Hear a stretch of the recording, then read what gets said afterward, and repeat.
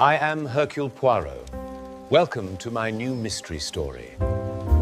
The autumn rain fell with the persistence of a London creditor, drumming against the tall windows of Grosvenor House with such determination that Lady Constance Fairfax found herself wondering if the weather itself had developed a grudge against her charity auction.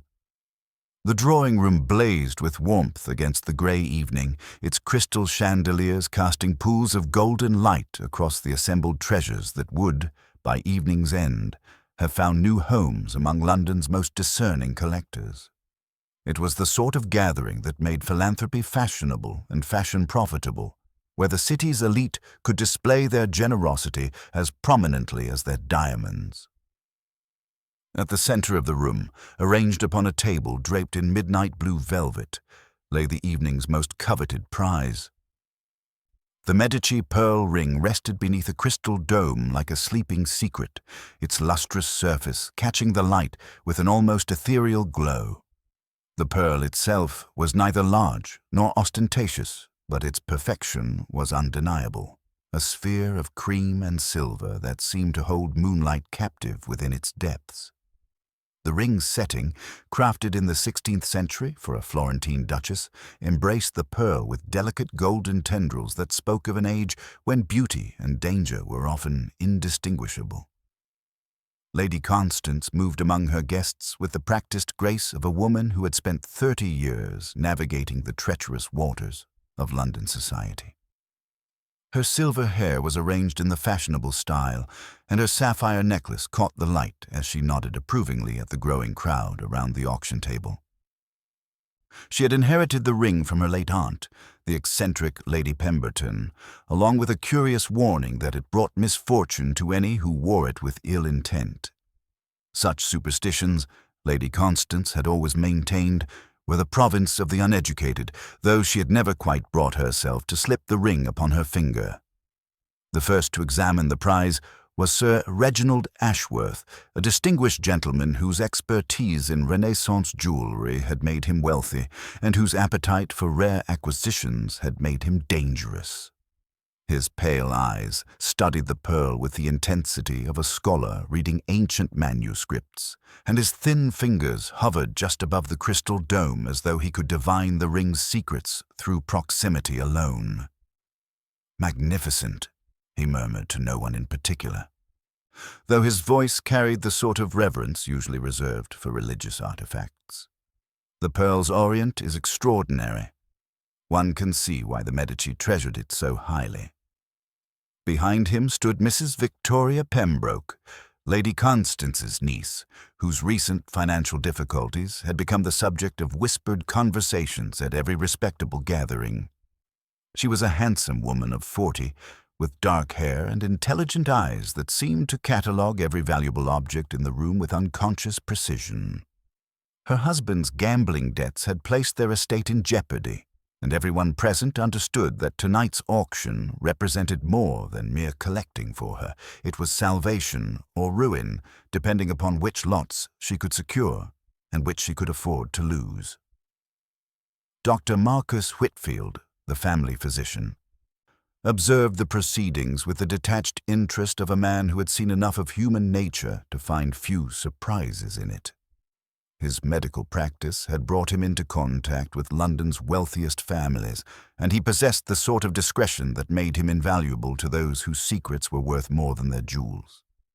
He stood near the fireplace, a glass of sherry in his hand, watching the other guests with the clinical attention he usually reserved for his patients. The evening's most intriguing presence was Madame Celeste Moreau, a French antiquarian whose knowledge of historical jewelry rivaled that of any museum curator. She had arrived from Paris specifically for this auction, her reputation preceding her like expensive perfume. Her accent lent an exotic quality to her observations about the various pieces, and her black evening dress created a striking silhouette against the room's warm colors. There was something almost predatory in the way she studied the Medici ring, as though she were calculating not merely its monetary value, but its significance in some larger game. Young Thomas Fairfax, Lady Constance's nephew, represented the evening's most unpredictable element. At 28, he possessed the restless energy of a man who had inherited expectations but not yet the means to fulfill them. His recent return from Italy, where he had supposedly been studying art, had been accompanied by rumors of gambling debts and romantic entanglements that his family preferred not to examine too closely. He moved through the room with the casual confidence of youth, pausing to charm the ladies and discuss investments with the gentlemen, but his eyes returned repeatedly to the auction table with an intensity that suggested more than casual interest. As the evening progressed, the conversation grew more animated, fueled by excellent champagne and the anticipation of competitive bidding. Lady Constance had just begun to call for attention when the lights flickered, a common enough occurrence during London's autumn storms, but one that cast momentary shadows across the assembled faces and lent an air of theatrical drama to the proceedings. "Ladies and gentlemen," Lady Constance announced, her voice carrying easily across the room, "before we begin the formal auction, I thought you might appreciate a closer examination of tonight's featured piece." She moved toward the table with ceremonial gravity, her hands steady as she lifted the crystal dome. The Medici pearl ring lay exposed, its surface seeming to pulse with inner light in the warm glow of the chandeliers. It was then that Dr. Whitfield stepped forward with the measured pace of a man accustomed to being heeded in matters of importance. "Lady Constance," he said quietly, "perhaps it would be wise to exercise some caution. The ring's history, as you know, includes certain unfortunate incidents." His words carried the weight of professional concern, though those who knew him well might have detected something more personal in his tone. Sir Reginald laughed, a sound like crystal breaking. "Surely, Doctor, you don't subscribe to such medieval nonsense. The ring is a masterpiece of Renaissance craftsmanship, nothing more." He reached toward the ring with the confidence of a man who had handled countless precious objects. But Lady Constance's hand intercepted his with surprising firmness. "Perhaps," she said with a smile that did not quite reach her eyes, "we should allow our guests to admire it from a respectful distance. After all, anticipation is half the pleasure of acquisition." She replaced the crystal dome with deliberate care, though not before the assembled company had noticed that her hands trembled slightly as she did so. The storm outside intensified, and with it came an unexpected visitor whose arrival would transform the evening's elegant proceedings into something far more sinister than anyone present could have imagined. The storm's fury reached its crescendo just as the drawing-room's elegant atmosphere began to fray at the edges. Lady Constance had barely finished speaking when the butler appeared in the doorway, his usually impassive expression betraying the slightest hint of uncertainty. Behind him stood a small, dapper figure whose presence seemed to command attention despite his modest stature. "Forgive the intrusion, my lady," the butler announced with practiced formality, "but Monsieur Hercule Poirot has arrived. He says you sent for him regarding a matter of some urgency." A ripple of recognition passed through the assembled guests as the famous Belgian detective stepped into the room. His patent leather shoes gleamed despite the storm, and his carefully waxed mustache was as precise as a mathematical equation. Everything about Hercule Poirot spoke of meticulous attention to detail, from the perfect alignment of his evening clothes to the way his pale green eyes immediately began cataloguing every face, every gesture, every subtle reaction in the room. "Mesdames et messieurs," Poirot said with a slight bow, his accented English carrying the authority of a man accustomed to being heard in the most exclusive circles, "I must apologize for arriving uninvited to your elegant gathering. Lady Constance, you telephoned this afternoon expressing certain concerns about this evening's auction. The storm, she has delayed my journey, but perhaps I arrive at the most opportune moment." Lady Constance stepped forward, relief evident in her posture despite her attempt to maintain social composure. "Monsieur Poirot, I confess I felt rather foolish calling you, but after receiving that disturbing note this morning—" She glanced at her guests, clearly uncomfortable discussing the matter so publicly. "Ah, the anonymous correspondence." Poirot nodded gravely. "You were wise to take such warnings seriously, madame. In my experience, those who threaten from the shadows often possess the means to carry out their promises. His eyes swept the room once more, lingering momentarily on each face before settling on the crystal dome that protected the Medici pearl ring. And this is the object of such passionate concern. Dr. Whitfield set down his sherry glass and approached the detective with professional interest. Monsieur Poirot, I attempted to dissuade Lady Constance from proceeding with tonight's auction. The ring has a most unfortunate history, and I feared that offering it for sale might attract unwanted attention. Indeed, Doctor, your medical instincts serve you well beyond the sick room, Poirot replied, moving closer to the auction table with the careful steps of a man who understood that observation was the foundation of all detection.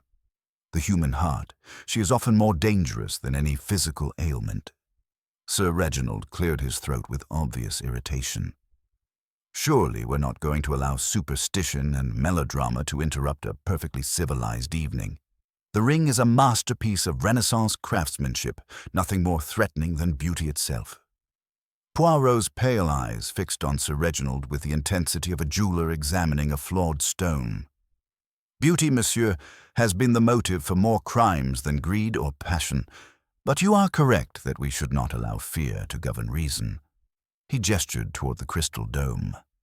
Perhaps, Lady Constance, you would permit me to examine this object of such intense interest. My knowledge of historical jewelry, while modest, might provide some reassurance. The request hung in the air like incense, heavy with implication. Lady Constance looked from Poirot to her guests, clearly torn between her desire to proceed with the evening and her growing unease about the ring's presence. The storm outside seemed to intensify, as though nature itself were conspiring to trap them all within the drawing-room's increasingly charged atmosphere. "Very well," she said finally, moving toward the table with deliberate care. "If it will put everyone's minds at ease." Her hands trembled slightly as she lifted the crystal dome, exposing the pearl ring to the room's golden light. It was at that precise moment that the lights flickered and died, plunging the drawing-room into absolute darkness. In the blackness that followed, several things happened simultaneously: a woman's sharp intake of breath, the soft sound of glass meeting wood, and somewhere in the darkness, a barely audible whisper that might have been a prayer or a curse. The darkness lasted only seconds before the emergency candles, already prepared by the efficient staff, began to illuminate the room with their flickering glow. As faces emerged from the shadows like figures in an old painting, Poirot's voice cut through the silence with calm authority. "No one must move," he commanded, his tone brooking no argument. "We shall have light in a moment, and then we shall see what the darkness has accomplished."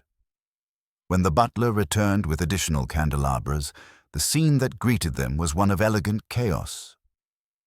Sir Reginald Ashworth lay crumpled beside the auction table, his pale face turned toward the ceiling, his eyes staring sightlessly at the crystal chandelier above.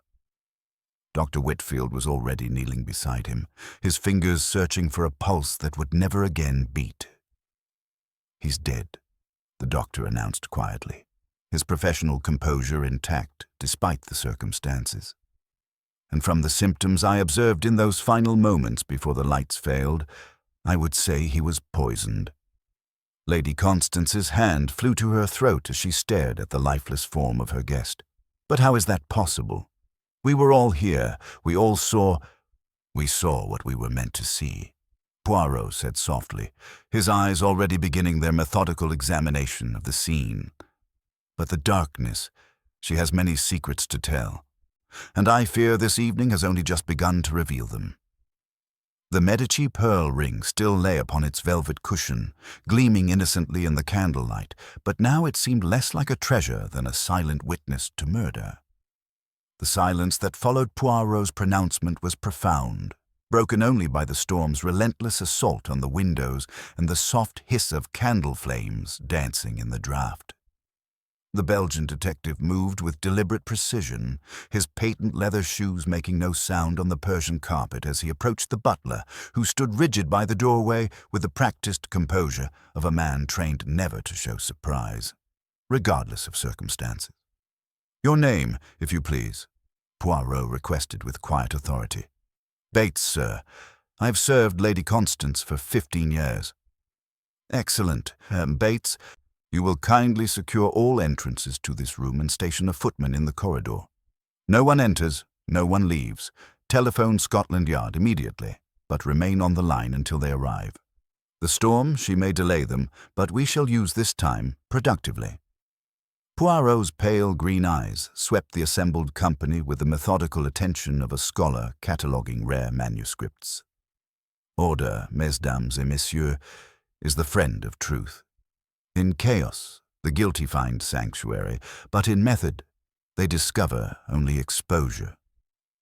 Lady Constance, her earlier social composure entirely shattered, nodded with the mechanical obedience of someone grateful to have decisions made for her. Her silver hair, so perfectly arranged at the evening's beginning, now showed signs of distress, and her sapphire necklace caught the candlelight with each tremulous breath. Dr. Whitfield, having completed his preliminary examination, rose slowly from beside Sir Reginald's still form. His medical training had prepared him for death in many manifestations, but murder in a drawing-room filled with London's elite was far removed from his usual experience. The symptoms were unmistakable, he announced, his professional voice steady despite the circumstances. Rapid onset, dilated pupils, the sudden collapse without struggle.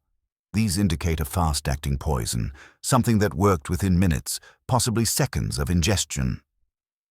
Poirot approached the body with the careful steps of a man who understood that crime scenes possessed their own language for those educated in its grammar. He knelt beside Sir Reginald, not to examine the corpse in the manner of a physician, but to observe its relationship to the surrounding objects. His gaze took in the position of the hands, the angle of the head, the small cordial glass that had rolled against a chair leg, leaving a dark stain on the polished wood. Dr. Whitfield, you observed Sir Reginald throughout the evening. Did he consume anything that the others did not share? We all partook of the same champagne, the doctor replied, glancing toward the silver service tray where crystal glasses still held remnants of the evening's refreshments. I saw him take a glass perhaps 20 minutes ago, the same vintage Lady Constance served to all her guests.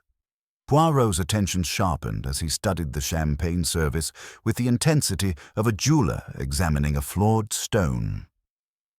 The crystal glasses were arranged with a precision typical of well-trained staff, yet something about their configuration struck him as subtly wrong.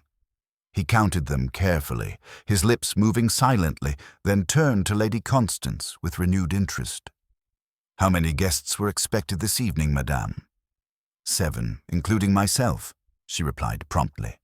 Sir Reginald, Mrs. Pembroke, Dr. Whitfield, Madame Moreau, my nephew Thomas, and Mr. Harrington, though he sent regrets at the last moment due to illness. Ah, Mr. Harrington. Poirot's mustache twitched with what might have been satisfaction. And yet I count 8 glasses on this tray. Someone, it would seem, was expecting an additional guest, or perhaps preparing for a contingency that required careful planning. He lifted one glass to the candlelight, studying its surface with professional interest. This one has been hastily cleaned and replaced. The water spots, they tell their own story to those who know how to read them. Mrs. Victoria Pembroke, who had remained silent since the lights returned, stepped forward with visible effort to compose herself. Sir Reginald was examining the ring when the darkness came. He had been studying it for several minutes, discussing its provenance with Madame Moreau. His passion for acquiring it was quite evident. Passion, Poirot murmured, has been the motive for more crimes than greed or revenge. But let us establish the precise sequence of events. Where was each of you standing when the lights failed? Madame Celeste Moreau spoke with her French accent, more pronounced now that shock had stripped away her careful English pronunciation. I was opposite the table, monsieur, examining the ring's setting with Sir Reginald. He was using a jeweler's loupe, so focused that he barely acknowledged the rest of us. When the darkness came, I heard him gasp, but I thought it was surprise at the sudden blackout. Young Thomas Fairfax, unusually subdued since the discovery, cleared his throat uncomfortably. I was near the windows. The storm was quite violent, and I thought I heard something outside. Footsteps, perhaps, or voices. But it might have been the wind. Poirot's pale eyes fixed on Thomas with laser-like intensity. Voices, Monsieur Thomas. During the storm, when all of us were gathered in this room? I cannot be certain, Thomas admitted, his nervous energy barely contained. The thunder was so loud, and then everything happened so quickly. At that moment, the drawing-room's heavy oak door opened to admit Inspector Japp of Scotland Yard, his usually jovial face grim with professional concern, followed by a uniformed constable whose boots dripped with evidence of the storm's fury. Japp, a long-time acquaintance of Poirot, surveyed the scene with practiced eyes that took in the body, the assembled suspects, and the dapper Belgian detective with weary recognition. "Poirot!" Japp exclaimed, shaking rainwater from his coat. "I might have known. Wherever there's a good mystery, you're usually not far behind. What's happened here?" "Alas, mon ami, it appears we have a murder. Sir Reginald Ashworth, poisoned during a momentary blackout." Poirot gestured toward the assembled guests with theatrical precision. "And these are all the possible candidates for the role of assassin, a closed circle, as you English say, with secrets buried beneath layers of respectability." Japp nodded grimly, his experience with high society crimes evident in his methodical approach. "Right then, everyone remains exactly where they are. Constable, secure all exits. No one in, no one out until we've sorted this business." His gaze swept over the group with professional assessment. "Now then, Poirot, what have you discovered?" "The beginning threads of a most intricate web, my friend. The victim was poisoned with something that acted within seconds, yet the timing of the blackout was almost theatrical in its precision. Someone in this room planned not merely murder, but murder with an audience, and an alibi provided by darkness itself." The storm continued its relentless fury outside, but within the candlelit drawing-room, a different tempest had begun to brew. The Medici pearl ring gleamed beneath its crystal dome, beautiful and terrible in its innocence, while somewhere among the assembled company, a murderer waited to discover whether the famous Belgian detective could unravel threads woven with the precision of a master craftsman. Poirot's little grey cells were already working, sorting through the psychological complexities that lay beneath the evening's elegant facade, preparing to expose the human heart in all its dangerous capability.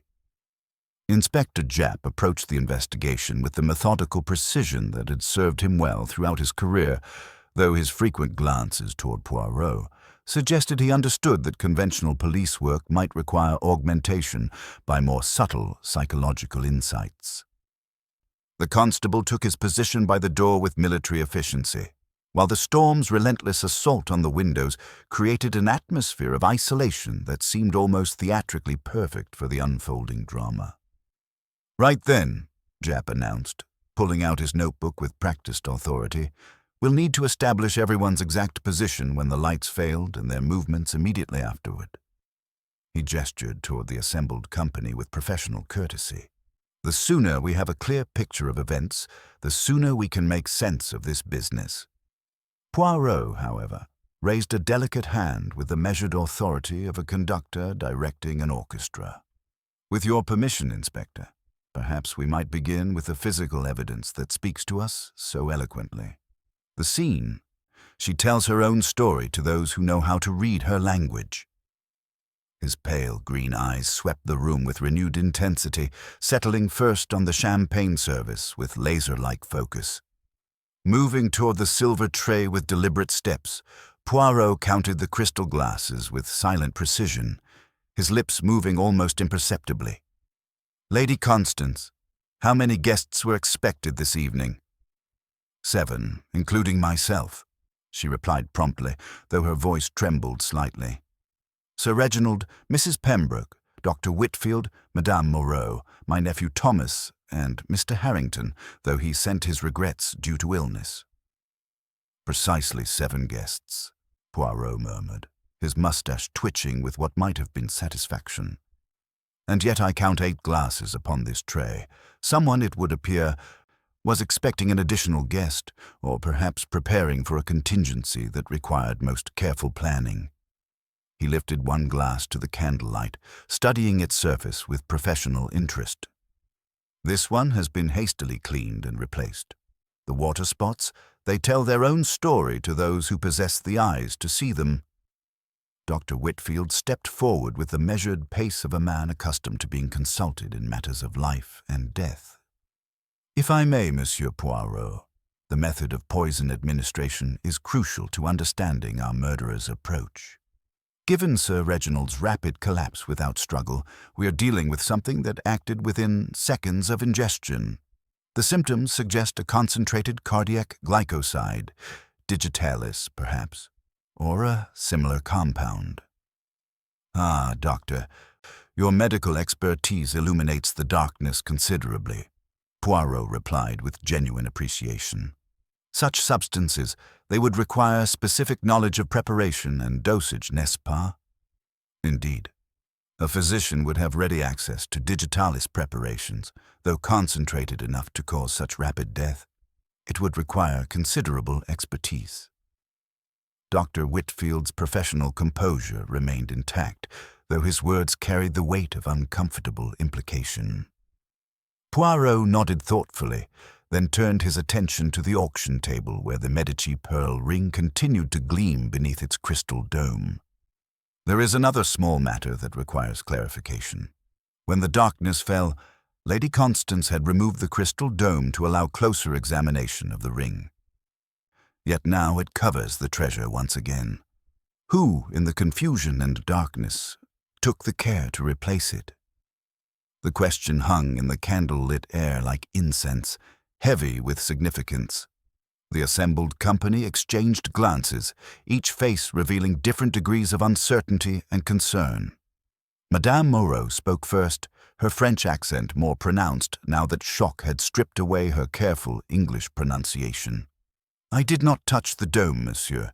In the darkness, someone brushed past me, lightly, like a shadow moving with purpose."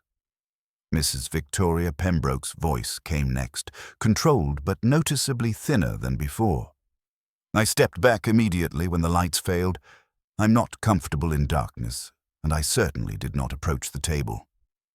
"Most interesting," Poirot murmured, crouching beside the auction table to examine the velvet cloth beneath the crystal dome. The fabric, she shows a slight impression where the dome was replaced, but not quite in its original position. Someone in the darkness took great care to restore order, even while murder was being accomplished. Thomas Fairfax, his nervous energy barely contained, shifted uncomfortably near the windows. "I was watching the storm when everything went dark. The lightning was quite spectacular, and I thought I heard voices outside, though it might have been the wind playing tricks." Inspector Japp looked up from his notes with sharp interest. "Voices? During this storm, when everyone was gathered in this room?" "I cannot be certain," Thomas admitted, his hands fidgeting with obvious anxiety. The thunder was tremendous, and everything happened so quickly after that. Poirot's attention had shifted to something else entirely. He was studying the area around Sir Reginald's body with the methodical precision of a scholar examining ancient manuscripts. "Dr. Whitfield, you mentioned that Sir Reginald was using a jeweler's loupe to examine the ring. Where is this instrument now?" The question sparked an immediate search among the assembled company. Everyone present began looking around the immediate area, but the small magnifying device was nowhere to be found. The implications of its absence settled over the room like a heavy curtain. "It has vanished completely," Lady Constance observed with growing alarm. "He was using it just moments before the lights failed, holding it so carefully as he studied the pearl's surface." "Precisely, madame. And a jeweler's loupe is not something one simply misplaces in a moment of darkness. It is a valuable instrument, carefully crafted, not easily lost or forgotten." Poirot's pale eyes swept the assembled faces with renewed intensity. "Its disappearance suggests that someone had very specific reasons for ensuring it could not be examined by the authorities." Mrs. Pembroke, who had maintained an almost unnatural composure throughout the proceedings, suddenly paled at this observation. "Surely you cannot mean to suggest that one of us deliberately concealed evidence. We are Lady Constance's guests, not common criminals to be suspected of such calculated deception." "Madame," Poirot replied with courteous but inflexible authority, "murder transforms all social conventions. The innocent have nothing to fear from thorough investigation, while the guilty often reveal themselves through the very protests they make against it." His gaze lingered on her face with clinical interest. "Your objection suggests either wounded dignity or concealed knowledge. The investigation, she will determine which." The storm outside reached a new crescendo of fury, as though nature itself were building toward some climactic revelation.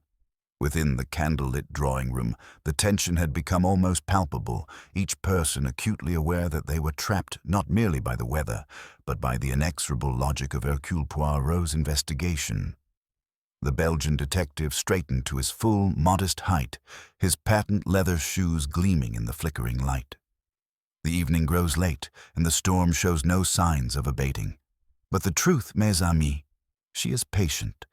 She will wait for us to uncover her, layer by careful layer, until all deceptions are stripped away and the human heart stands revealed in all its dangerous complexity.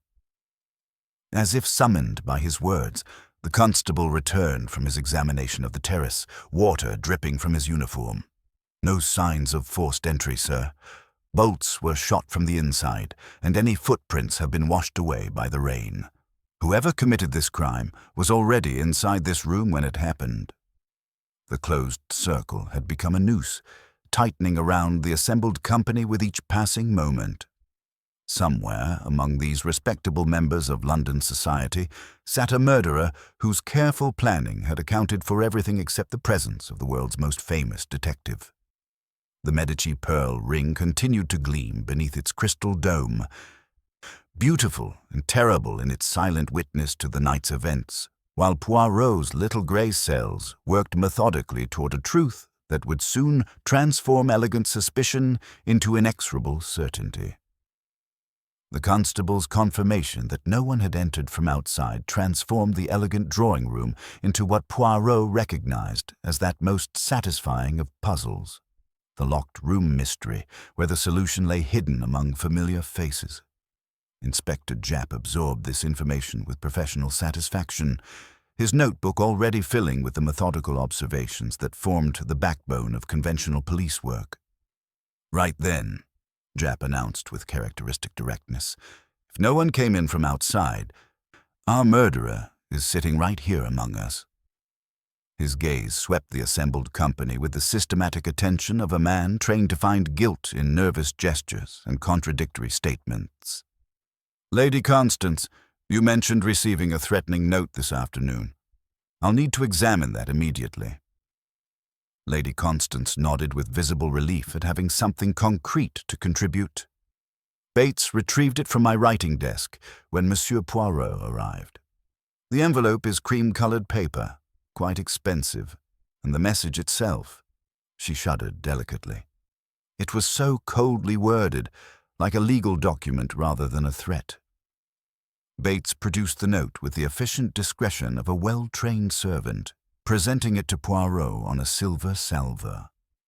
The Belgian detective received it between forefinger and thumb, as though the paper itself might object to being handled.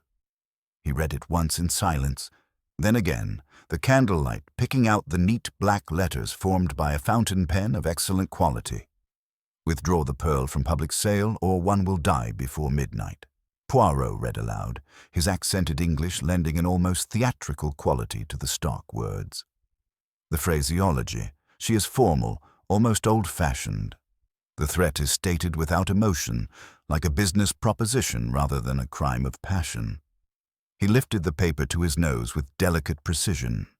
No perfume, no distinctive scent, but the paper bears a watermark, Pelforth and Company, Bond Street, an expensive stationer within walking distance of half the gentlemen's clubs in London. Thomas Fairfax shifted uncomfortably near the windows, his nervous energy barely contained. Surely anyone could purchase such paper. It hardly narrows the field of suspects. Japp's attention sharpened on the young man's obvious discomfort. Mr. Fairfax, you seem rather agitated for someone with nothing to hide. Your gambling debts from Italy have been the subject of considerable discussion in certain circles. Were you perhaps hoping to acquire the ring through means other than legitimate bidding? The implication struck the assembled company like a physical blow. Thomas's face flushed crimson as he struggled to maintain his composure. My financial difficulties are my own concern, Inspector. I certainly had no intention of stealing anything, if that's what you're suggesting. Not stealing, perhaps, Japp pressed, sensing weakness. But you were conveniently positioned near the auction table when the lights failed. Close enough to approach Sir Reginald, close enough to replace that crystal dome, close enough to make off with his jeweler's loop. Dr. Whitfield stepped forward with the measured authority of his profession. Inspector, if I may, the poison used tonight required considerable expertise to prepare. Young Thomas, whatever his other failings, lacks the chemical knowledge necessary for such precise work. Poirot, who had been studying the note with microscopic attention, looked up with renewed interest. Dr. Whitfield raises an excellent point. The murderer possessed not only the means to obtain concentrated digitalis, but the knowledge to calculate a dosage that would kill within seconds of ingestion. This suggests medical training, pharmaceutical expertise, or extensive experience with cardiac medications.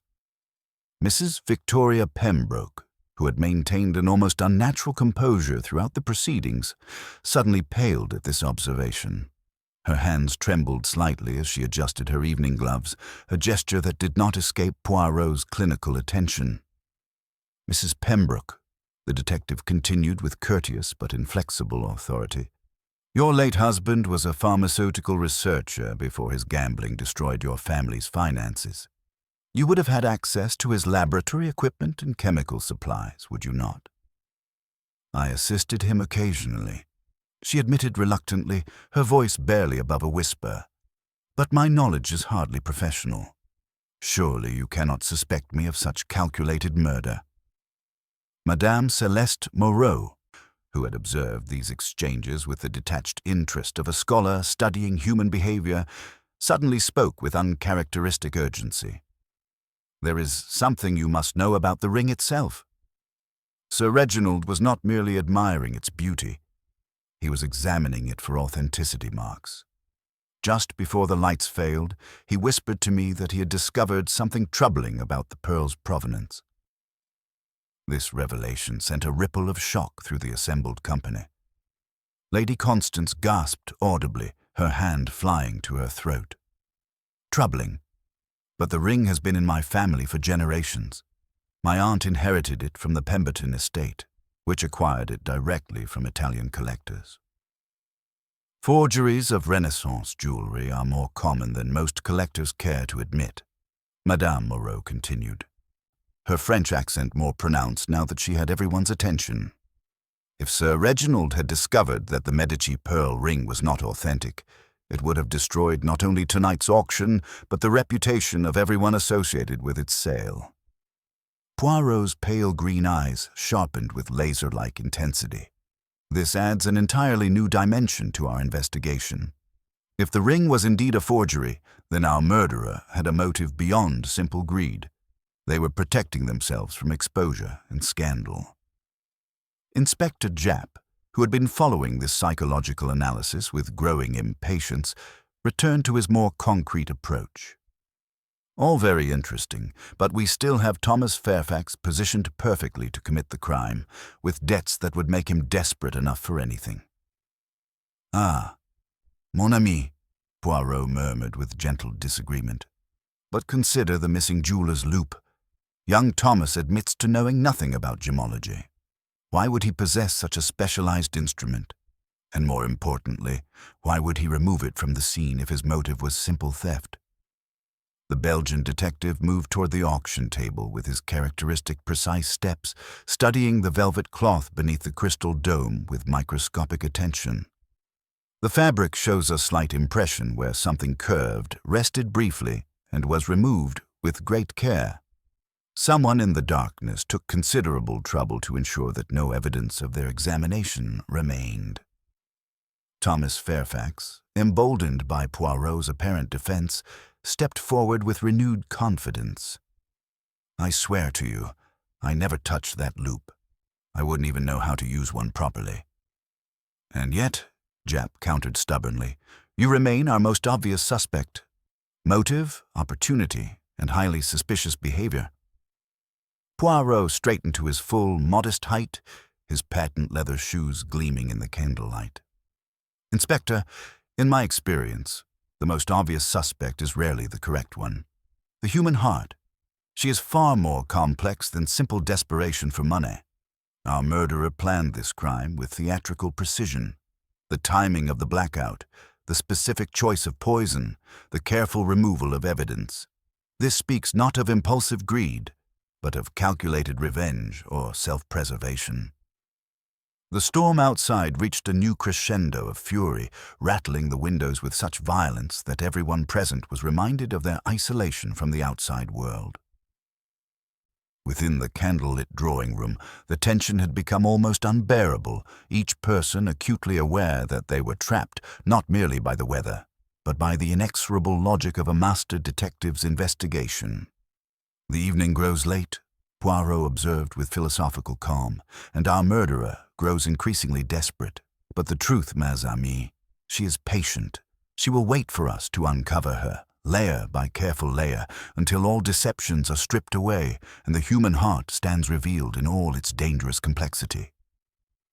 As if summoned by his words, the lights flickered back to life with startling suddenness, transforming the intimate candle-lit atmosphere into something harsh and revealing.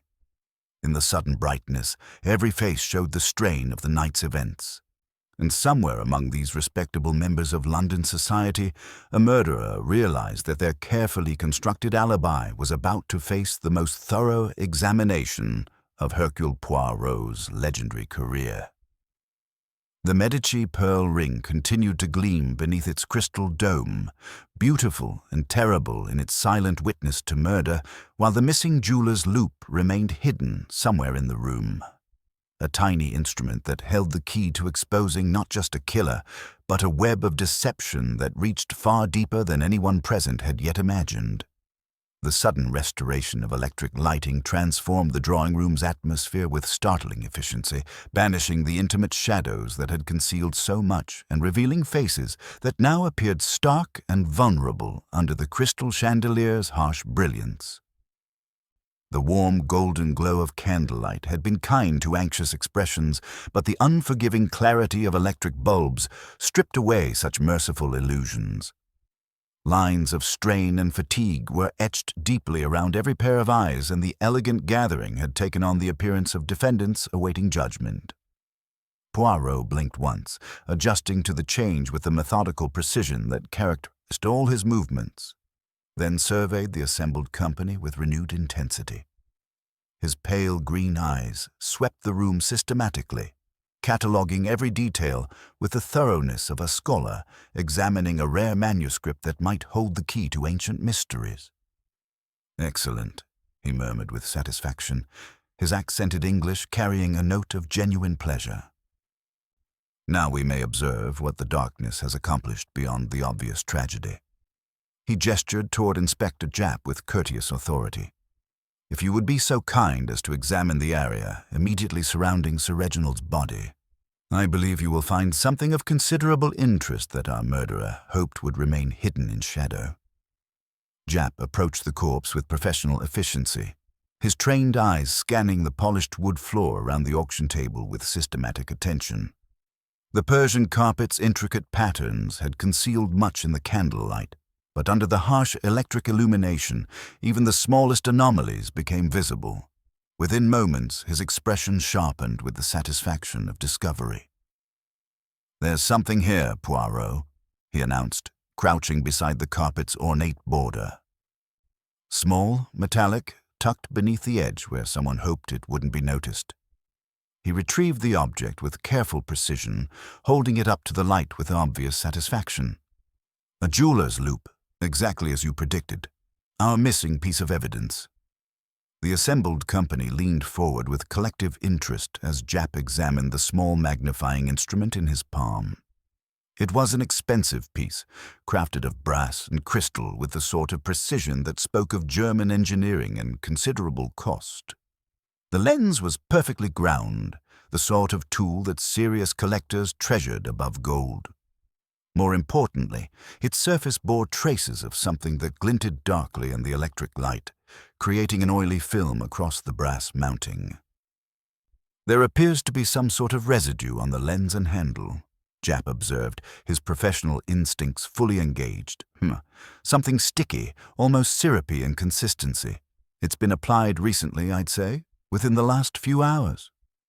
Dr. Whitfield stepped forward with the measured pace of a man whose expertise was suddenly crucial to the proceedings. "May I examine it, Inspector?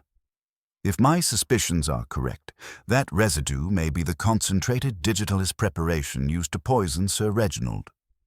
He accepted the loupe with professional care, studying its surface with clinical attention while being careful not to allow it to contact his skin. "Yes, this is definitely a cardiac glycoside solution, probably digitalis purpurea in highly concentrated form. Whoever applied this knew exactly how much would be lethal and how quickly it would act." Poirot's mustache twitched with what might have been satisfaction as the pieces of his mental puzzle began to align with mathematical precision. "And now, mes amis, we begin to understand our murderer's method with perfect clarity. The poison was not administered through champagne or food, as we might have expected, but through direct contact with an object Sir Reginald would handle intimately and for an extended period, the jeweller's loupe he used to examine precious stones. Mrs. Victoria Pembroke, who had maintained an almost unnatural composure throughout the proceedings, suddenly swayed as though the room's temperature had dropped precipitously. Her evening gloves trembled as she gripped the back of a chair for support. "You mean he was poisoned simply by touching that instrument? How diabolically clever and how perfectly calculated." "Indeed, madame," Poirot replied with the satisfaction of a professor whose most complex theorem had been proven correct. "Concentrated digitalis can be absorbed through the skin, particularly when applied to a surface that receives prolonged, intimate contact. Sir Reginald spent several minutes examining the pearl through this loupe, his fingers pressed firmly against its surface, his attention completely focused on his examination. The poison entered his system gradually through his fingertips, then struck with devastating efficiency when it reached a critical concentration in his bloodstream." Lady Constance, her earlier social composure entirely shattered by this revelation, stared at the contaminated loupe with horrified fascination. But who could have known he would use such an instrument? He brought it himself from his own collection. It was practically his signature among serious collectors. Thomas Fairfax, emboldened by the apparent shift in suspicion away from himself, stepped forward with renewed confidence. "That's exactly right, Aunt Constance. Sir Reginald never went to any serious auction or examination without his own loupe. Every collector in London knew that about him. It was practically his trademark." Poirot nodded thoughtfully. His attention focused on the psychological implications rather than merely the physical evidence. "Precisely, Monsieur Thomas. Our murderer knew Sir Reginald's habits with the intimacy that comes only from close observation or personal relationship. This was not a crime of opportunity, but one of careful premeditation based on detailed knowledge of the victim's behavior patterns and professional practices." Madame Celeste Moreau, who had observed these revelations with the detached interest of a scholar studying human nature, suddenly spoke with uncharacteristic urgency. Her French accent became more pronounced as emotion overcame her careful English pronunciation. "There is something more you must understand about tonight's auction, something that provides a much stronger motive than simple greed. Sir Reginald was not merely interested in acquiring the ring. He suspected it was not authentic. He had been corresponding with collectors in Florence, questioning its provenance with increasing skepticism. This revelation struck the assembled company like a physical blow. sending ripples of shock through the room. Inspector Japp looked up from his notes with sharp interest, his pencil poised to record this crucial information. Not authentic. You mean the Medici pearl ring is a forgery? I cannot say with absolute certainty, Madame Moreau replied carefully, her professional reputation making her cautious about definitive statements. But Sir Reginald had discovered significant inconsistencies in the historical documentation. The pearl's size and quality did not match descriptions in surviving Medici family records. More troubling still, he believed the setting showed signs of modern craftsmanship disguised to appear antique. Dr. Whitfield, still holding the poisoned loop with professional care, frowned with growing understanding. If the ring was indeed a forgery, then someone stood to lose considerable money and reputation. That provides a much stronger motive than simple theft. We're talking about the destruction of careers, the collapse of reputations built over decades. Poirot moved toward the auction table with his characteristic precise steps, studying the Medici pearl ring with renewed interest and a new understanding of its significance. The question becomes not who wanted to steal the ring, but who needed desperately to prevent its exposure as fraudulent. Such knowledge would destroy not only tonight's sale, but potentially an entire network of forged Renaissance jewelry, along with the reputations of everyone involved in its authentication and sale. The storm outside continued its relentless assault on the windows, but within the brightly lit drawing room, a different kind of tempest was brewing. The tension had become almost unbearable, each person acutely aware that they were trapped not merely by the weather, but by the inexorable logic of Hercule Poirot's investigation. The Belgian detective's little grey cells were working with methodical precision, sorting through the psychological complexities that lay beneath the evening's elegant facade, preparing to expose the human heart in all its dangerous capability for deception and murder. The evening grows late, Poirot observed with philosophical calm, his pale eyes reflecting the electric light with an almost otherworldly intensity, and our murderer grows increasingly desperate. But the truth, mes amis, she is patient. She will wait for us to uncover her, layer by careful layer, until all deceptions are stripped away and the human heart stands revealed in all its dangerous complexity. The harsh electric light revealed details that candlelight had mercifully concealed, transforming the elegant drawing room into something resembling a medical theater where every gesture and expression was exposed to clinical examination. Poirot absorbed the change with characteristic precision, his pale green eyes immediately cataloguing the subtle alterations in posture and demeanor that bright illumination had wrought upon the assembled company. Inspector Japp, energized by the clarity that evidence seemed to provide, approached the investigation with renewed systematic vigor. Right then, we'll need to search everyone present for any traces of the poison or materials used in its preparation. Constable, begin with a thorough examination of pockets and personal effects. His professional instincts, honed by years of conventional police work, demanded the methodical collection of physical evidence that would satisfy a courtroom's requirements. The constable moved with military efficiency toward Dr. Whitfield, whose medical training had made him the most obvious suspect in the minds of those who preferred simple solutions to complex problems. The physician submitted to the search with quiet dignity, though his expression suggested he understood the implications of what might be discovered. From the inner breast pocket of his evening coat emerged a small brown bottle, stoppered with rubber and labeled in an impeccable medical hand that read simply, Tinct Digitalis. A collective intake of breath rippled through the assembled company like wind through autumn leaves. Inspector Japp's eyebrows rose with the satisfaction of a man whose conventional approach had yielded immediate results. Well, Doctor, perhaps you can explain why you're carrying the very poison that killed Sir Reginald. Dr. Whitfield's expression remained unchanged, though a muscle tightened almost imperceptibly at his jaw. I carry emergency cardiac preparations as a matter of professional routine, Inspector.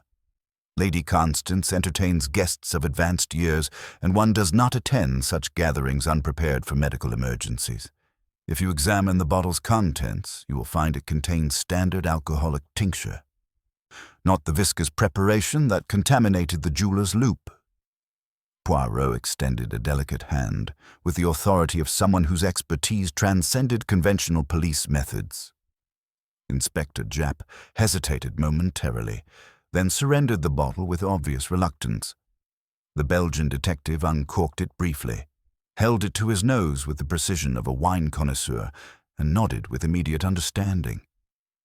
"The doctor speaks truthfully," Poirot announced, recorking the bottle with scrupulous care. "This is indeed alcoholic tincture, sharp, bitter, volatile in nature. The residue upon the loupe was entirely different, heavier, syrup-based, designed for adhesion rather than rapid evaporation. Our murderer required a preparation that would remain potent on the instrument's surface for extended contact, not one that would dissipate into the atmosphere." He returned the bottle to Dr. Whitfield with ceremonial precision.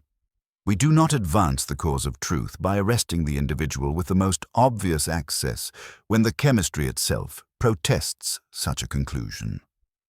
Inspector Japp grunted with professional disappointment, though his respect for Poirot's analytical methods prevented him from dismissing the observation entirely. "It still places you squarely in the frame, Doctor. Means opportunity and professional knowledge." Dr. Whitfield inclined his head with the dignity of someone accustomed to bearing responsibility for life and death decisions. "As would abandoning a dying man without attempting resuscitation, Inspector, I chose to kneel beside Sir Reginald and search for signs of life, not to conceal evidence beneath Persian carpets." Poirot's attention had shifted to the auction table where the Medici pearl ring continued its silent vigil beneath the crystal dome. "Lady Constance, earlier this evening you mentioned receiving threatening correspondence. I believe the time has arrived to examine not only that missive, but all documentation related to tonight's featured auction piece. The provenance of objects, like the motives of murderers, often reveals more than their creators intended." Lady Constance nodded with visible relief at having something concrete to contribute to the investigation. "Bates retrieved the threatening note from my writing desk when Monsieur Poirot arrived. The ring's authentication documents are secured in my private safe. Insurance valuations, letters of provenance, certificates of authenticity dating back to its acquisition by my late aunt." Bates appeared with his characteristic efficiency, bearing both the threatening note and a red leather portfolio that spoke of expensive legal documentation. Poirot received the threatening correspondence with the delicate precision of a scholar handling ancient manuscripts, reading it once in contemplative silence before addressing the assembled company. "The phraseology remains curious," he observed, his accented English lending theatrical weight to the stock words. "Formal, almost legalistic in its construction, but observe the paper itself. Cream-colored stock of exceptional quality bearing the watermark of Pelforth and Company, Bond Street. An expensive stationer frequented by London's most discriminating clientele." Thomas Fairfax, still smarting from his earlier position as primary suspect, shifted uncomfortably near the windows. "Surely anyone with sufficient funds could purchase such stationery, Monsieur Poirot. Half the gentlemen's clubs in London probably use Pelforth's paper for their correspondence."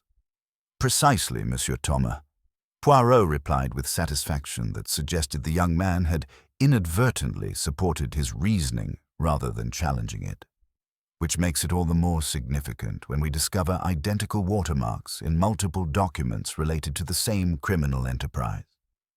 He opened the red leather portfolio with surgical care, revealing an array of documents arranged with the precision typical of important legal papers. Insurance valuations on thick cream paper, letters of authentication from distinguished experts, and receipts from Florentine dealers, all bearing the hallmarks of legitimate historical research and expensive professional consultation. Poirot lifted the primary letter of authentication, holding it to the electric light with the intensity of a jeweler examining a suspected flaw. The watermark caught his attention immediately, and his mustache twitched with what might have been satisfaction. "Pelforth and Company, Bond Street," he murmured, almost to himself. A curious choice for a Florentine expert's correspondence. The implication struck the assembled company like a physical blow. Lady Constance's hand flew to her throat as understanding dawned with horrible clarity. "Are you suggesting that the authentication documents are fraudulent? That my aunt was deceived when she acquired the ring?" "I am suggesting, madame, that someone has taken considerable trouble to create the appearance of legitimate Italian provenance using distinctly English materials and methods. The threatening note demanded withdrawal of the ring from public sale, while these documents insisted upon its authenticity. Two different purposes, identical paper source. This suggests a mind playing multiple roles in the same elaborate drama." Mrs. Victoria Pembroke, who had maintained supernatural composure throughout the evening's revelations, suddenly paled as the implications became clear. Her gloved hands trembled slightly as she gripped the back of her chair, and for the first time since the investigation began, her mask of social propriety showed signs of cracking under psychological pressure. Madame Celeste Moreau, whose professional reputation depended upon her expertise in Renaissance artifacts, spoke with uncharacteristic urgency. "There is something more you must understand about Sir Reginald's investigation tonight. He had been corresponding with Signor Rossi, a distinguished art historian in Florence who specializes in Medici family artifacts. Just this week, Sir Reginald received documentation that cast serious doubt upon the ring's journey from the ducal collection to English hands. Dr. Whitfield, his medical training making him sensitive to the psychological pressures that drove individuals to desperate measures, observed the growing tension with clinical interest. If Sir Reginald intended to expose the ring as fraudulent during tonight's auction, the scandal would have destroyed more than financial investments. Professional reputations built over decades would have collapsed overnight. Poirot moved toward the auction table with his characteristic measured steps, studying the Medici pearl ring with renewed understanding of its significance in the evening's deadly drama. The question becomes not who desired to steal this beautiful object, but who required desperately to prevent its exposure as elaborate deception. Such revelation would destroy not merely tonight's sale, but potentially an entire network of questionable acquisitions, along with the reputations of everyone involved in their authentication and distribution. The storm outside had begun to subside, its fury spent against the windows of Grosvenor House, but within the brightly lit drawing room, a different kind of tempest was building toward its climactic revelation. The tension had become almost unbearable, each person acutely aware that they were trapped not merely by the weather, but by the inexorable logic of Hercule Poirot's investigation. "The evening grows late," Poirot observed with philosophical calm, his pale eyes reflecting the electric light with an almost otherworldly intensity, "and our murderer grows increasingly desperate. But the truth, mes amis, she is patient. She will wait for us to uncover her, layer by careful layer, until all deceptions are stripped away and the human heart stands revealed in all its dangerous complexity." Inspector Japp, who had been following this psychological analysis with growing understanding, looked up from his notes with renewed focus. "So we're looking for someone with access to pharmaceutical knowledge, intimate familiarity with Sir Reginald's collecting habits, and a professional stake in maintaining the ring's reputation for authenticity." "Indeed, Inspector," Poirot replied, his attention focused on the subtle interplay of guilt and fear that flickered across the assembled faces. "And someone whose desperation has reached the point where murder seems preferable to exposure. Such individuals, in my experience, rarely stop at a single crime when their carefully constructed world begins to collapse around them." As if summoned by his words, the drawing room's atmosphere grew heavy with unspoken threats and hidden knowledge.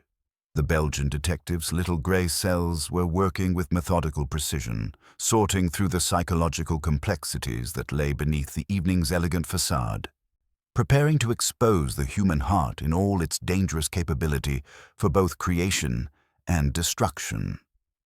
The Medici pearl ring continued to gleam beneath its crystal dome, beautiful and terrible in its fraudulent perfection, while somewhere among the assembled company, a murderer realized that their carefully planned deception was about to face the most thorough examination of Hercule Poirot's legendary career.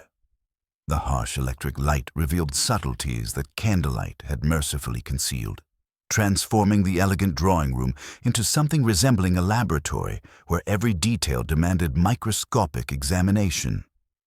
Poirot absorbed this change with characteristic precision, his pale green eyes immediately cataloguing the minute alterations in posture and expression that bright illumination had wrought upon the assembled company. The Belgian detective moved toward Lady Constance's writing desk with the measured steps of a scholar approaching ancient manuscripts that might yield their secrets to patient observation. "Lady Constance," he requested with courteous authority that brooked no refusal, "if I may examine your correspondence materials more thoroughly." The threatening note, she tells us only part of her story, but the place of her composition may reveal considerably more. He gestured toward the rosewood secretaire that occupied the corner of the drawing room, its surface maintained with the meticulous order typical of well-managed households. Bates led the way with his characteristic efficiency, his 15 years of service evident in the way he anticipated his mistress's needs before they were expressed. The writing desk's leather-bound blotter lay precisely centered, its handsome frame surrounding heavily used blotting paper that spoke of regular correspondence and careful attention to proper form. Poirot lifted the blotter with delicate precision, as though it might bruise under rough handling, then angled it toward the electric light with the intensity of a jeweler examining a suspected flaw. With a pencil's graphite edge, he began to darken the paper lightly, coaxing out the ghost impressions that lingered like whispered secrets in the absorbent fibers. Slowly, letters appeared in reverse, faint yet unmistakable in their formal precision. The words emerged with theatrical drama that would have satisfied the most demanding audience. "Withdraw the pearl from public sale, or one will die before midnight."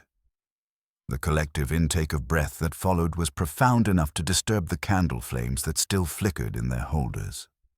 Lady Constance stared at the revealed text with growing horror, her hand flying to her throat in the gesture that had become her signature response to shock. "You mean the threatening note was composed here, in this very room, at my own writing desk?" "Precisely, madame," Poirot replied, his mustache twitching with satisfaction that suggested another piece of his mental puzzle had fallen into place. "The paper bore Pelforth and Company's distinctive watermark, and now the impression upon your blotter provides irrefutable proof of local composition. The author is someone who possessed the liberty to sit here unobserved, or who claimed such liberty without challenge from your household staff." Inspector Japp approached the desk with professional interest, his notebook ready to record this crucial development. "Right then, Bates, who had access to this room today? We'll need a complete accounting of every person who entered, however briefly."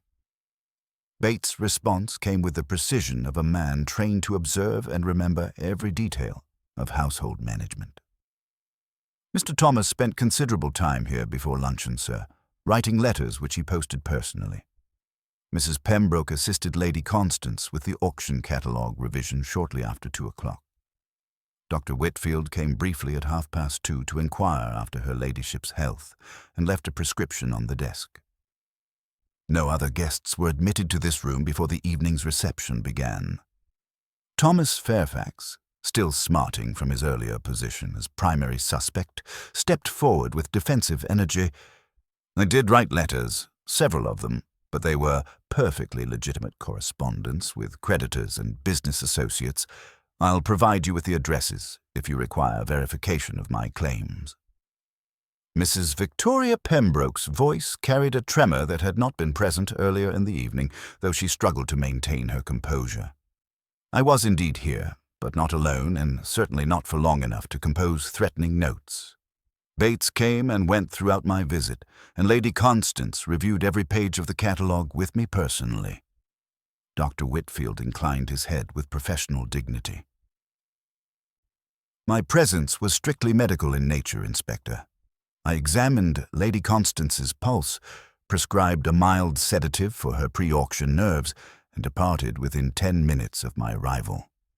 Poirot, however, had returned his attention to the authentication documents that lay spread across the central table like evidence in a complex legal proceeding. He selected the threatening note and one of the Florentine certificates with surgical care, holding them side by side under the electric light's unforgiving brilliance.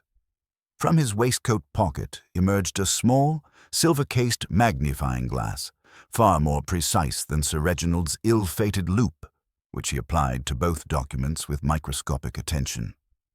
"The paper quality is indeed exceptional," he murmured, his voice barely audible above the storm's diminishing fury. "Expensive, uniform, chosen with considerable discrimination. But there is a subtlety here, a nuance that escapes casual observation." His magnifying glass moved slowly across the watermarks, revealing details invisible to the naked eye. Both documents bear the Pelforth and Company imprint, but observe this minute imperfection, a barely perceptible blurring on the lower serif of the P in Pelforth, consistent across both papers. The assembled company leaned forward with collective interest, though few could discern the microscopic detail that had captured Poirot's attention. Lady Constance squinted at the papers with obvious confusion. "Surely such a tiny flaw could appear in any batch of stationery, Monsieur Poirot. What significance could it possibly possess?" "Madame, in my experience, consistency and imperfection suggests specific origin, perhaps a particular printing plate used by the stationer for a preferred client, or a distinctive batch of paper bearing identical manufacturing characteristics." Poirot straightened to his full, modest height, his pale eyes reflecting the electric light with almost otherworldly intensity.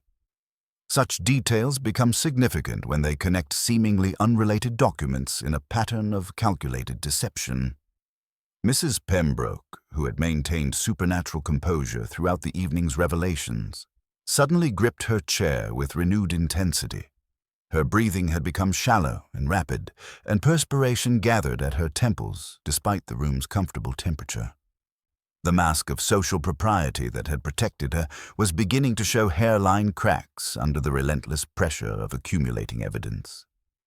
Madame Celeste Moreau, whose professional expertise had made her invaluable to the investigation, stepped forward with uncharacteristic urgency.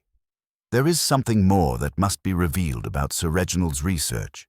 He had been corresponding not only with Florentine experts, but with paper historians who specialize in detecting forged documentation. His investigation extended far beyond the ring itself to question the entire network of authentication that supported its supposed provenance. Dr. Whitfield, his medical training making him sensitive to signs of psychological distress, observed Mrs. Pembroke's deteriorating composure with clinical concern. "The symptoms of extreme stress are becoming quite evident," he murmured to Poirot with professional discretion. "Rapid breathing, perspiration, muscular tension. She's approaching the limits of her ability to maintain emotional control." Poirot nodded with the satisfaction of a conductor whose orchestra was building toward a crescendo, though he maintained his characteristic restraint in revealing his deductions. "The human mind possesses remarkable capacity for elaborate construction, Doctor, but the body invariably reveals what conscience attempts to conceal. Our investigation advances not through dramatic accusations, but through the patient accumulation of evidence that speaks with mathematical precision." Inspector Japp, who had been cataloguing the physical evidence with methodical thoroughness, looked up from his notes with renewed focus. "So we're looking for someone with access to specialized stationery, intimate knowledge of authentication procedures, and the pharmaceutical expertise necessary to prepare concentrated digitalist solutions The field of suspects narrows considerably when we apply such specific criteria. Thomas Fairfax, emboldened by the apparent shift in investigative focus, stepped forward with renewed confidence. If someone has been systematically creating false documentation, it would require considerable investment in materials and expertise. Such an operation could not be conducted casually or without significant financial motivation. Indeed, Monsieur Thomas, Poirot replied, his attention focused on the subtle interplay of guilt and fear that flickered across the assembled faces. And someone whose desperation has reached the point where murder seems preferable to exposure. Such individuals, in my experience, possess both the intelligence to construct elaborate deceptions and the ruthlessness to eliminate threats to their carefully built enterprises. The storm outside had finally begun to subside, its fury spent against the windows of Grosvenor House, but within the brightly lit drawing room, a different kind of tempest was building toward its inevitable climax. The tension had become almost unbearable, each person acutely aware that they were trapped not merely by the weather, but by the inexorable logic of Hercule Poirot's investigation. As if summoned by the mounting pressure, Bates appeared in the doorway with a silver salver bearing a telegram that had arrived despite the storm's interference with communication lines. "Forgive the interruption, sir, but this message arrived from Florence." The sender identified himself as Signor Rossi, the art historian whom Sir Reginald had been consulting about Renaissance jewelry authentication. Poirot received the telegram with the delicate precision of a scholar handling ancient papyrus, his eyes scanning the brief message with laser-like intensity. His expression remained carefully neutral, but those who knew him well might have detected the slight tightening around his eyes that indicated significant discovery. "Most illuminating," he murmured, folding the telegram with ceremonial care.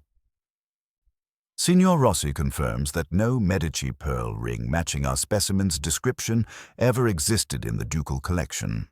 Furthermore, he has identified several other pieces of supposedly authentic Renaissance jewelry that have appeared in London auctions bearing identical authentication documentation, all of which have proven to be elaborate forgeries upon closer examination. The revelation struck the assembled company like a physical blow. Mrs. Pembroke swayed visibly, her carefully maintained composure finally showing signs of complete collapse. Her gloved hands trembled with increasing violence as she struggled to maintain her grip on the chair, and her breathing became labored with the effort of containing her mounting panic. "The evening grows late," Poirot observed with philosophical calm, his pale eyes reflecting the electric light with an intensity that seemed to penetrate the very souls of those present.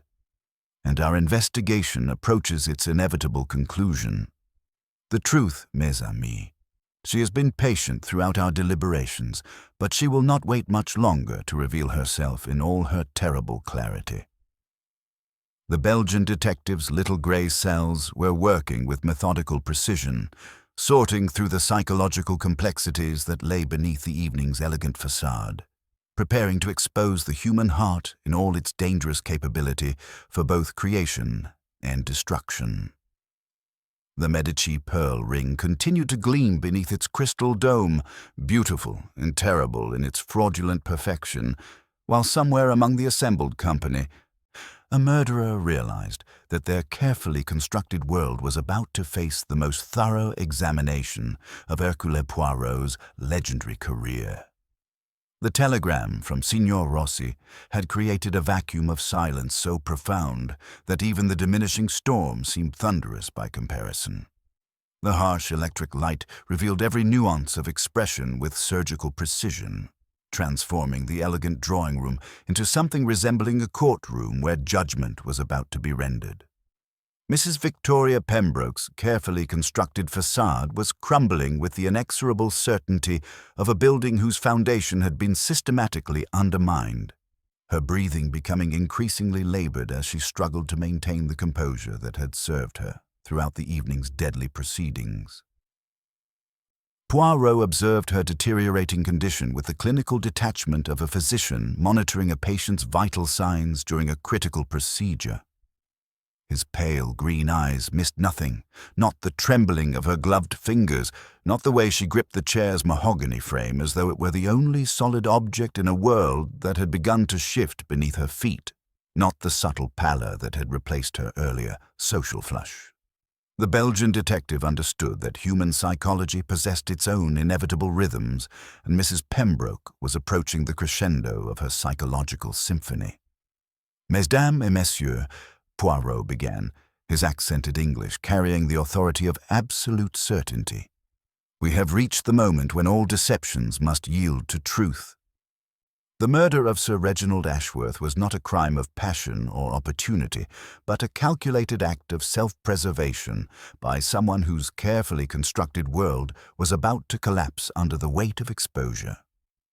He moved toward the center of the room with his characteristic precise steps, positioning himself where he could observe every face with equal intensity. Let us examine what we have discovered through methodical investigation. Sir Reginald was poisoned by concentrated digitals applied to his personal jeweler's loupé, a method that required not only access to pharmaceutical preparations, but also intimate knowledge of his collecting habits. The poison was prepared in a viscous, adhesive form that would allow absorption through prolonged skin contact, demonstrating considerable expertise in chemical preparation. His gaze swept the assembled company, lingering momentarily on Dr. Whitfield before moving on. However, the doctor's own digitalis supply was an alcoholic tincture, entirely unsuitable for this purpose. Mrs. Pembroke's hands trembled with increasing violence as she struggled to maintain her grip on the chair, and perspiration gathered at her temples despite the room's comfortable temperature. Her breathing had become shallow and rapid, the sort of respiratory distress that Dr. Whitfield recognized as the physical manifestation of extreme psychological pressure. Poirot continued his methodical presentation with the precision of a master craftsman assembling a complex mechanism.